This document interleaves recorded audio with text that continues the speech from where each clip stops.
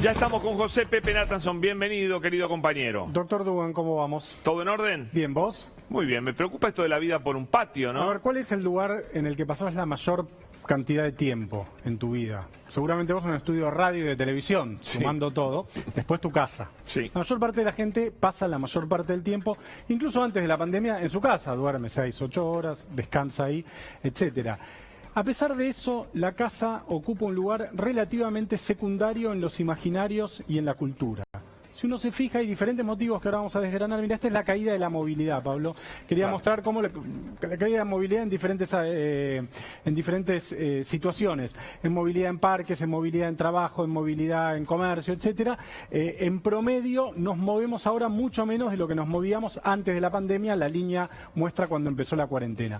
Entonces, ¿por qué la casa, a pesar de que es el lugar donde pasamos la mayor cantidad de tiempo y ahora prácticamente todo nuestro tiempo, salvo los que cumplimos actividades esenciales, ocupa un lugar relativamente secundario? Primera cuestión, porque un lugar funcional, digamos, minimizado en la vida cultural y en la discusión pública y demás. Bueno, en primer lugar, porque es el lugar tradicionalmente asignado a la mujer. La mujer históricamente debía, según los cánones patriarcales de la sociedad, quedarse en la casa. Punto uno. Punto dos, porque es un lugar asociado a la depresión.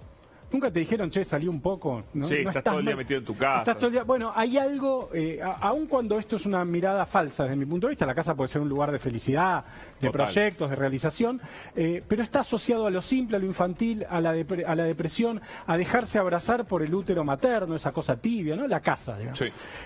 Tercera cuestión, algo que tiene que ver con la falta de curiosidad, con cierta llanura intelectual. ¿Cuál es uno de los grandes fetiches de las clases medias en la época de la globalización? Es viajar. Claro. Como si viajar te convirtiera de por sí en una persona más interesante. Esto es falso. Vos podés viajar y ser duro como un adoquín, o podés no viajar y ser una persona muy interesante. Estar en tu casa, leer, aprender. Siempre el ejemplo para mí es, Emilio Salgari escribió toda la serie de Sandokan sin haber ido nunca al sudeste de Asia. Qué grande esa serie. No sé si hay mucha gente que sabe, ¿no? De El Tigre de la Malasia y demás, pero yo sí, me encanta. Los libritos amarillos, sí, Dugan, ¿no? Maravilloso. La colección Robin Hood. Robin Hood, exactamente. Sí. Y otro más, Sarmiento escribió El Facundo antes de ir a La Pampa. Solo con lecturas. Después fue a La Pampa. Antes de ir a La Pampa escribió El Facundo. Quiero decir, se puede ser muy interesante y no viajar. A pesar de eso, quedarse en casa es visto como algo asociado a la cierta llanura intelectual, falta de curiosidad. Y después un registro ideológico. La casa es un lugar individual casi por definición, familiar a lo sumo. Está visto como un ámbito burgués. El espacio de concreción de las grandes luchas progresistas es el espacio público, es la calle. Claro. Es ahí donde se define el mayo del 68, el 17 de octubre. Hay un libro, vamos a ver una foto de un libro de Mona Jollet, una periodista francesa muy interesante, se llama En casa, una odisea del espacio doméstico, es muy interesante, donde ella dice, bueno, esto es cierto, ella es una periodista feminista, dice, las feministas sabemos que la casa es el lugar donde se transmiten los valores patriarcales, jerárquicos, de opresión de la mujer, etcétera. Ahora, también es el lugar donde se pueden empezar a subvertir esos valores. Uno puede empezar un cambio colectivo desde el espacio doméstico. Bien, ¿cómo está cambiando la casa, cómo está cambiando la pandemia, este lugar tan central y tan minimizado por la cultura política? Creo que de muchas maneras, porque el espacio público está básicamente cancelado. Está vedado. Está vedado, es una vidriera. Sí. Salimos, como dijimos la otra vez, como cazadores-recolectores. Vamos al supermercado, agarramos la comida y nos volvemos.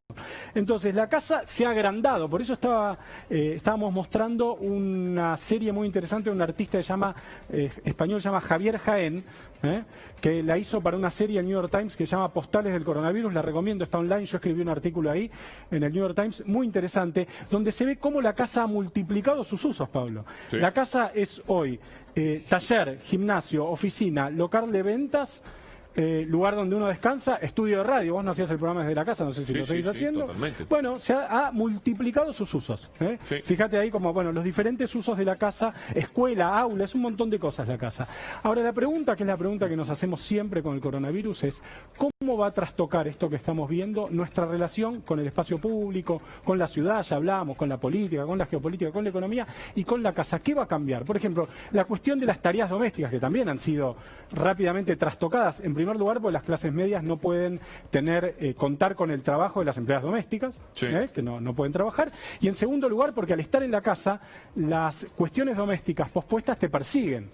¿No te pasa? Vos ya me levanto, está el plato sucio y ese plato me persigue durante todo el día. Bueno, el otro día un psicólogo me dijo, nada peor que levantarse y ver el plato sucio. Efectivamente. ¿no? Pues, hay que hacer la cama y lavar el plato y de ahí arrancar, ¿no? Pues si no se vuelven monumentales, esa pila de platos sucios, el piso con lo que tenemos chicos, los cerealitos en el piso. Bueno, en fin, no vamos a hacer... Es deprimente hacer la lista, digamos. La casa ha adquirido, como resultado de la pandemia y de la cuarentena, una nueva centralidad. ¿Va a cambiar esto nuestra relación con la casa? Por ejemplo, las personas que pertenecen a los grupos de riesgo, ¿van a quedarse más tiempo en la casa una vez que pase el coronavirus? Los hipocondríacos, doctor Dugan, ¿se van a quedar más tiempo dentro de la casa una vez que pase el coronavirus? ¿O los paranoicos se van a quedar más tiempo? ¿Van a ser casas más cerradas? ¿Va a haber menos ingreso de familiares, de amigos, una vez que pase la pandemia? ¿El mercado inmobiliario va a seguir priorizando la cercanía con los nodos de transporte, el departamento a 3 cuadras del subte, o vamos a dar la vida por un patio? Va a cambiar eso. Va a cambiar. Bueno, son algunas de las preguntas que nos estamos haciendo para tratar de pensar cómo la pandemia cambia también nuestra relación, entre otras cosas, con la casa. Qué bárbaro, ¿no? Espectacular. Bueno, y así como cambia la casa, ¿qué está pasando en nuestra cabeza, Pepe? Yo me lo pregunto todo el tiempo, ¿no? ¿Qué nos está pasando a todos? De los sueños vamos a hablar un día también. Sí, los sueños, las pesadillas. Ha cambiado